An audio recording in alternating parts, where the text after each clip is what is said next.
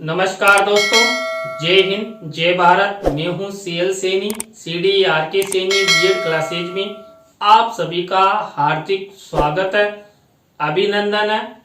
देखिए, हमारे इस चैनल के माध्यम से आप सभी के लिए पाठ योजना निर्माण कार्यक्रम चलाया जा रहा है। इस पाठ योजना निर्माण कार्यक्रम के अंतर्गत आप सभी को आपके सभी शिक्षण विषयों पर पाठ योजनाएं निर्माण करना आपको बताया जा रहा है। आप द्वारा हमें जो पाठ योजना के टॉपिक सेंड किए जा रहे हैं वो अंडर 10 डेज में हमारे द्वारा बनाने का प्रयास किया जा रहा है। तो दोस्तों, आज की लाइव क्लास के अंतर्गत आप द्वारा जो हमें टॉपिक भेजा गया, जीव विज्ञान पाठ योजना क्रमांक 10 के अंतर्गत स्त्री जनन तंत्र के बारे में आपको पाठ योजना का निर्माण करना बताएंगे कि आप इस टॉपिक पर किस तरह 3 शिक्षण बिंदु ले सकते हैं, किस तरह की प्रस्तावना के प्रश्न आपको बनाने हैं, किस तरह आपको कक्ष में इस टॉपिक का प्रस्तुतिकरण करना है, किस तरह आपको बोध प्रश्न बनाने हैं, किस तरह विकासात्मक प्रश्न बनाने हैं, किस तरह मूल्यांकन प्रश्न बनाते हुए आप इस टॉपिक पर पाठ योजना का निर्माण कर सकते हैं। देखिए, यहाँ पर जो हम जीव विज्ञान की पाठ योजना बनाते हैं तो सबसे पहले शामपट पूर्ति का निर्माण करते हैं। शामपट पूर्ति के अंतर्गत हम विद्यालय का नाम, कक्षा, दिनांक, विषय, उप विषय, देखिए यह साइंस का टॉपिक है और उप विषय यहाँ पर हमने लिखा है जीव विज्ञान बायोलॉजी, कालांश और कालांश का समय और उद्देश्य कथन करते हुए ही हम शामपट पर हमारा मुख्य प्रकरण लिखते हैं। मुख्य प्रकरण को बीच सेंटर में लिखा जाता है, अंडरलाइन किया जाता है, इन्वर्टेड कोमाज में बंद किया जाता है। तो ये हुई हमारी शामपट पूर्ति। शामपट पूर्ति के बाद हम उद्देश्य, विशिष्टीकरण और अपेक्षित व्यवहारगत परिवर्तन का निर्माण करते हैं। देखिए, यहाँ पर उद्देश्य और हमारे मुख्य प्रकरण को ध्यान में रखते हुए ही हम विशिष्टीकरण और अपेक्षित व्यवहारगत परिवर्तन बनाते हैं। देखिए, बायोलॉजी की पाठ योजना का निर्माण हमारे द्वारा जब किया जाता है तो हम 6 उद्देश्य बनाते हैं, जिनमें पहला उद्देश्य होता है ज्ञान। अब ज्ञान से रिलेटेड ही ये विशिष्टीकरण और ये अपेक्षित व्यवहारगत परिवर्तन बनाए जाते हैं। इसी तरह अवबोध उद्देश्य से रिलेटेड ये विशिष्टीकरण और ये अपेक्षित व्यवहारगत परिवर्तन बनाए जाएंगे। इसी तरह ज्ञानोपयोगी उद्देश्य से रिलेटेड ये विशिष्टीकरण, ये अपेक्षित व्यवहारगत परिवर्तन बनाए जाएंगे। इसी तरह कौशल उद्देश्य से रिलेटेड ये विशिष्टीकरण और ये अपेक्षित व्यवहारगत परिवर्तन आपको आपकी दैनिक पाठ योजना डायरी में बनाना है। देखिए, यहाँ पर हम 1 से 2 विशिष्टीकरण और 2 से 3 अपेक्षित व्यवहारगत परिवर्तन बनाते हैं। कहाँ? प्रत्येक उद्देश्य में। इसी तरह 5वें नंबर का उद्देश्य होता है अभिरुचि। अब अभिरुचि उद्देश्य और हमारे मुख्य प्रकरण के आधार पर हम वही विशिष्टीकरण बनाएंगे, वही अपेक्षित व्यवहारगत परिवर्तन बनाएंगे। तो यहाँ पर ये 1 से 2 विशिष्टीकरण और 2 से 3 अपेक्षित व्यवहारगत परिवर्तन हमारे द्वारा बनाए गए हैं। इसी तरह अभिवृत्ति से रिलेटेड ये 1 से 2 विशिष्टीकरण और 2 से 3 अपेक्षित व्यवहारगत परिवर्तन बनाए जाएंगे। तो दोस्तों, आपको आपकी बायोलॉजी की पाठ योजना में इस तरह ये 6 उद्देश्य, 1 से 2 विशिष्टीकरण, 2 से 3 अपेक्षित व्यवहारगत परिवर्तन बनाना है। तो ये हुआ उद्देश्य की रूपरेखा। इसके बाद कक्षा शिक्षण सहायक सामग्री का कॉलम बनाना होता है। कक्षा शिक्षण सहायक सामग्री 2 प्रकार की होती है, सामान्य और विशिष्ट। देखिए, सामान्य शिक्षण सहायक सामग्री तो कक्षा कक्ष में हमारे पास उपलब्ध होती है, लेकिन जो विशिष्ट शिक्षण सहायक सामग्री होती है उसका निर्माण हमारे द्वारा किया जाता है। विशिष्ट शिक्षण सहायक सामग्री के अंतर्गत हम चार्ट, चित्र, मॉडल, प्रतिकृति आदि का निर्माण करते हैं। देखिए यहाँ पर जो हमने टॉपिक लिया है मादा जनन तंत्र, स्त्री जनन तंत्र, इस पर हम चार्ट और चित्र का प्रयोग करेंगे। कक्षा शिक्षण सहायक सामग्री के बाद पूर्व ज्ञान का कॉलम बनाना है। पूर्व ज्ञान के कॉलम के बाद आपको शिक्षण बिंदु का कॉलम बनाना है। देखिए यहाँ पर हमारा मुख्य प्रकरण है स्त्री जनन तंत्र। अब स्त्री जनन तंत्र से रिलेटेड कोई अन्य 3 शिक्षण बिंदु लेकर हम पाठ प्रस्तुतिकरण करते हैं। तो यहाँ पर स्त्री जनन तंत्र से रिलेटेड ही पहला शिक्षण बिंदु स्त्री जननांग, दूसरा शिक्षण बिंदु गर्भाशय और 3rd नंबर का शिक्षण बिंदु डिंब ग्रंथियां।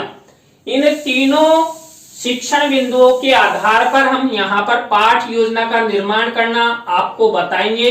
तो आप सब बने रहें हमारे साथ, हमारे चैनल के साथ। और यदि आप हमारे इस चैनल पर पहली बार आए हैं तो हमारे इस चैनल को सब्सक्राइब करें और पास ही बने बेल आइकन को जरूर दबावें। देखिए यहाँ तक की प्रक्रिया के बाद हमारी मुख्य पाठ योजना शुरू होती है, जो शुरू होती है हमारे पहले शिक्षण बिंदु यानी कि प्रस्तावना शिक्षण बिंदु से। प्रस्तावना के अंतर्गत हम 3 से 5 प्रस्तावना के प्रश्न बनाते हैं।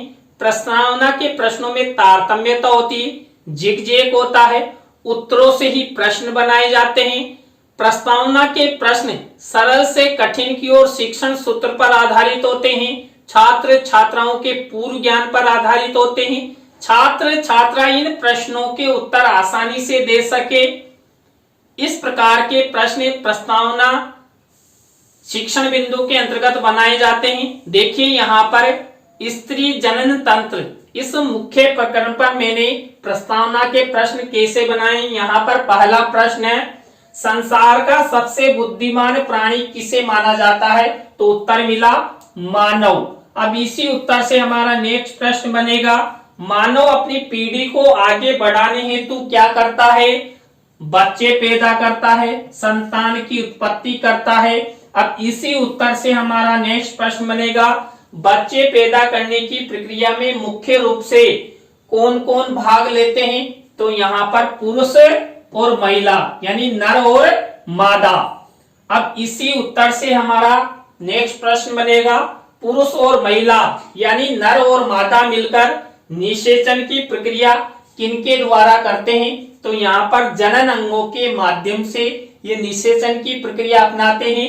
तो यहाँ पर इसी उत्तर से हमारा नेक्स्ट प्रश्न बनेगा स्त्री जनन तंत्र के बारे में आप सब क्या जानते हैं? तो यहाँ पर दोस्तों ये उत्तरों से प्रश्न बनाए गए हैं, प्रश्नों में तारतम्यता है, जिगजैग है। जो ये प्रश्न है ये छात्र छात्राओं के पूर्व ज्ञान पर आधारित है, छात्र छात्रा इनका उत्तर आसानी से दे सकते हैं। तो इस तरह आपको ये स्त्री जनन तंत्र पर प्रस्तावना के प्रश्न बनाने हैं। इसके बाद हमारा सेकंड शिक्षण बिंदु आता है उद्देश्य कथन। देखिए उद्देश्य कथन किया जाता है हमारे मुख्य प्रकरण का। तो यहाँ पर हमने उद्देश्य कथन किया है कि बच्चों आज हम सब स्त्री जनन तंत्र के अंतर्गत स्त्री जननांग, गर्भाशय एवं डिंब ग्रंथि के बारे में विस्तार पूर्वक अध्ययन करेंगे। तो इस तरह ये उद्देश्य कथन आपको करना है। उद्देश्य कथन करते हुए ही श्याम पट पर आपको ये आपका मुख्य प्रकरण लिखना है और इसी उद्देश्य कथन से रिलेटेड यानी हमारे टॉपिक से रिलेटेड शिक्षण सहायक सामग्री में चित्र मेंशन भी आप कर सकते हैं। तो ये स्त्री जनन तंत्र का चित्र यहाँ पर मिनीचर के रूप में लगाया गया है। तो दोस्तों यहाँ तक आपको यदि आप प्रस्तावना के प्रश्न और उद्देश्य कथन अच्छे करते हैं, प्रस्तावना के प्रश्न और उद्देश्य ही हमारी जो पाठ योजना होती है उसका आधार होते हैं। इन्हीं के आधार पर हम छात्र छात्राओं में हमारे मुख्य प्रकरण के प्रति रुचि उत्पन्न करते हैं उन्हें सक्रिय बनाए रखते हैं। और देखिए ये टॉपिक आपके फाइनल लेसन हेतु भी बहुत ही अच्छा टॉपिक है। आप इस पर फाइनल लेसन अच्छा प्रेजेंटेशन दे सकते हैं। तो यहाँ पर हमारा प्रस्तावना उद्देश्य कथन के बाद 3rd नंबर का शिक्षण बिंदु आता है पाठ प्रस्तुतिकरण। देखिए पाठ प्रस्तुतिकरण के अंतर्गत हम 3 शिक्षण बिंदु लेते हैं। मैंने आपको तीनों शिक्षण बिंदु पहले बता दिए हैं। तो यहाँ पर पहला शिक्षण बिंदु हमारे द्वारा लिया गया है स्त्री जननांग। अब स्त्री जननांग से रिलेटेड ही हमारे द्वारा ये विकासात्मक प्रश्न उत्तर बनाए जाएंगे। तो आपको इस तरह विकासात्मक प्रश्न उत्तर बनाना है। विकासात्मक प्रश्न उत्तरों के बाद आपको स्त्री जननांग से रिलेटेड ही क्या करना है, छात्र अध्यापक छात्र अध्यापिका कथन करना है। इसी छात्र अध्यापक छात्र अध्यापिका कथन से रिलेटेड आपको कोई मुख्य शब्द, सेंटेंस या परिभाषा है जिसको आप छात्र छात्राओं को समझाना चाहते हैं, तो उसको श्यामपट्ट कार्य वाले कॉलम में ब्लैक शीट का निर्माण करते हुए आपको ये शब्द सिल्वर कलर के पेन से लिखना है। और इसी छात्र अध्यापक छात्र अध्यापिका कथन से रिलेटेड शिक्षण सहायक सामग्री में आपको चित्र मिनीचर के रूप में लगाना है। तो ये छात्र अध्यापक छात्र अध्यापिका कथन हुआ। इसके बाद इसी स्त्री जननांग शिक्षण बिंदु से रिलेटेड बोध प्रश्न उत्तर बनाए जाएंगे। तो हम 3 से 5 बोध प्रश्न उत्तर बनाते हैं। देखिए यहाँ पर जितनी विषय वस्तु होती है उसके आधार पर हम न्यूनतम 3 और अधिकतम 5 या 6 बोध प्रश्न बना देते हैं। तो दोस्तों यहाँ पर हमारा पहला शिक्षण बिंदु कंप्लीट हो चुका है। इसके अंतर्गत हमने सबसे पहले विकासात्मक प्रश्न उत्तर बनाए, छात्र अध्यापक छात्र अध्यापिका कथन किया और बोध प्रश्न बनाए। इसके बाद हमारा सेकंड शिक्षण बिंदु शुरू होता है दोस्तों, जिसके अंतर्गत हमने लिया है गर्भाशय। इस गर्भाशय से रिलेटेड ही हम यहाँ पर वही विकासात्मक प्रश्न उत्तर बनाएंगे। तो ये विकासात्मक प्रश्न उत्तर हमारे द्वारा बनाए गए हैं। आपको भी गर्भाशय पर आधारित ये विकासात्मक प्रश्न उत्तर इस तरह बनाना है। अब गर्भाशय से रिलेटेड ही हम क्या करेंगे, इसी से रिलेटेड हम छात्र अध्यापक छात्र अध्यापिका कथन करेंगे। तो देखिए ये गर्भाशय से रिलेटेड छात्र अध्यापक छात्र अध्यापिका कथन है। अब इसी से रिलेटेड हम क्या करेंगे, इसी से रिलेटेड इसमें से कोई शब्द है, कोई सेंटेंस है या परिभाषा है, उसको श्यामपट्ट कार्य वाले कॉलम में ब्लैक शीट का निर्माण करते हुए सिल्वर कलर के पेन से यहाँ पर लिख देते हैं। अब इसी छात्र अध्यापक छात्र अध्यापिका कथन से रिलेटेड कोई चित्र मिनीचर के रूप में यहाँ पर शिक्षण सहायक सामग्री के कॉलम में हमें लगाना होता है। तो देखिए गर्भाशय से रिलेटेड चित्र मेरे द्वारा मेंशन किया गया है। अब इसी गर्भाशय से रिलेटेड हम क्या करेंगे, वही बोध प्रश्न उत्तर बनाएंगे। कितने बनाएंगे, कम से कम 3 और अधिकतम 5 या 6, क्योंकि जितनी विषय वस्तु हम छात्र अध्यापक छात्र अध्यापिका कथन में लेते हैं उतनी ही उसी विषय वस्तु के आधार पर हम बोध प्रश्न बना देते हैं। तो दोस्तों ये 2 शिक्षण बिंदु हमारे कंप्लीट हो चुके हैं। यहाँ पर हमने वही प्रक्रिया अपनाई। सबसे पहले विकासात्मक प्रश्न उत्तर, छात्र अध्यापक छात्र अध्यापिका कथन और बोध प्रश्न। इसके बाद हमारा 3rd नंबर का शिक्षण बिंदु शुरू होता है डिंब ग्रंथियां। देखिए डिंब ग्रंथियों से रिलेटेड वही विकासात्मक प्रश्न उत्तर हमारे द्वारा बनाए जाएंगे। तो ये विकासात्मक प्रश्न उत्तर हो गए। विकासात्मक प्रश्न उत्तरों के बाद वही हम डिंब ग्रंथियों से रिलेटेड हम क्या करेंगे, छात्र अध्यापक छात्र अध्यापिका कथन करेंगे। इसी छात्र अध्यापक छात्र अध्यापिका कथन में से कोई मुख्य शब्द, सेंटेंस जो हम छात्र छात्राओं को श्यामपट्ट की सहायता से समझाना चाहते हैं, तो हमें श्यामपट्ट कार्य वाले कॉलम में वही ब्लैक शीट का निर्माण सिल्वर कलर के पेन से ये शब्द लिखना होता है। और हम जब इसका प्रेजेंटेशन करते हैं तो छात्र छात्राओं को इन शब्दों के बारे में विस्तृत ज्ञान प्रदान करते हैं।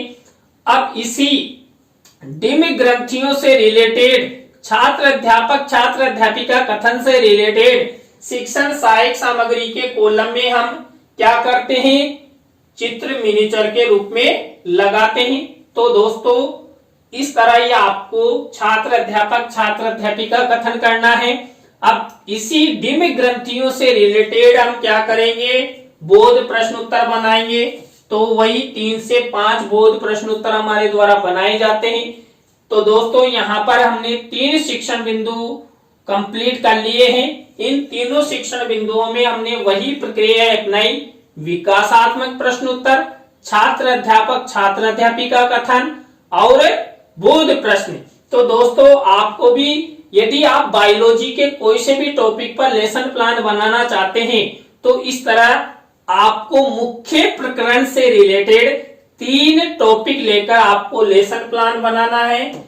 यहां तक की प्रक्रिया के बाद हमारा नेक्स्ट शिक्षण बिंदु आता है पुनरावृत्ति प्रश्न। देखिए पुनरावृत्ति प्रश्न हमने जो 3 शिक्षण बिंदु लिए थे उन्हीं शिक्षण बिंदुओं से रिलेटेड ये पुनरावृत्ति प्रश्न किए जाते हैं। आपको 5 पुनरावृत्ति प्रश्न उत्तर बनाने हैं। तो पुनरावृत्ति प्रश्न उत्तरों के बाद हमारी नेक्स्ट स्टेप आती है मूल्यांकन प्रश्नों की। देखिए मूल्यांकन प्रश्नों के अंतर्गत हम 3 तरह के प्रश्न लेते हैं। तीनों तरह के प्रश्नों में 2-2 प्रश्न लेते हैं, यानी कुल मिलाकर 6 प्रश्न लेते हैं। वस्तुनिष्ठ प्रश्न, रिक्त स्थानों से रिलेटेड, सत्य असत्य से रिलेटेड या लघुत्रात्मक अति लघुत्रात्मक से रिलेटेड। तो इस तरह देखिए यहाँ पर ब्लैक शीट का निर्माण किया गया है। सिल्वर कलर के पेन से ये मूल्यांकन प्रश्न लिखे गए हैं। किसी भी प्रश्न का उत्तर मेरे द्वारा यहाँ पर नहीं लिखा गया है। देखिए जब आपका फाइनल लेसन होता है तो ये मूल्यांकन प्रश्न लपेट श्याम फलक पर लिखे जाते हैं। एक तरफ लपेट श्याम फलक पर आपको ये मूल्यांकन प्रश्न लिखने हैं और दूसरी साइड में आपको गृह कार्य का प्रश्न लिखना होता है। तो दोस्तों ये मूल्यांकन प्रश्न हुए। मूल्यांकन प्रश्नों के बाद हमारी नेक्स्ट स्टेप आती है गृह कार्य की। देखिए यहाँ पर ये गृह कार्य की स्टेप हो गई। तो यहाँ पर ये छात्र अध्यापिका कथन, इस तरह वही सारी प्रक्रिया अपनाते हुए हम क्या करते हैं, श्याम पट कार्य वाले कॉलम में वही ब्लैक शीट का निर्माण करते हैं और 1 से 2 निबंधात्मक प्रश्न छात्र छात्राओं को होमवर्क के लिए दे देते हैं। होमवर्क देने से छात्र छात्राओं का लेखन कौशल का विकास होता है। तो दोस्तों यहाँ पर आज हमने बायोलॉजी के अंतर्गत जो जीव विज्ञान पाठ योजना क्रमांक 10 है, इसके अंतर्गत हमने स्त्री जनन तंत्र इस प्रकरण को लेते हुए आपको पाठ योजना का निर्माण करना बताया। आज की पाठ योजना की लाइव क्लास आपको कैसी लगी कमेंट्स में हमें जरूर बताएं। अच्छी लगी हो तो लाइक करें, कमेंट्स करें और शेयर जरूर करें दोस्तों। और देखिए आप द्वारा जो भी टॉपिक हमें सेंड किए जा रहे हैं अंडर 10 डेज में हमारे द्वारा बनाने का प्रयास किया गया है। और देखिए इसी तरह आप लोग हमारा सपोर्ट बनाए रखेंगे तो हम भी आपके लिए कुछ नया करते रहेंगे। तो नए लेसन प्लान की लाइव क्लास के साथ हम आपसे फिर मिलते हैं CDRK सैनी BEd क्लासेज पर। जय हिंद, जय भारत, राम राम सा।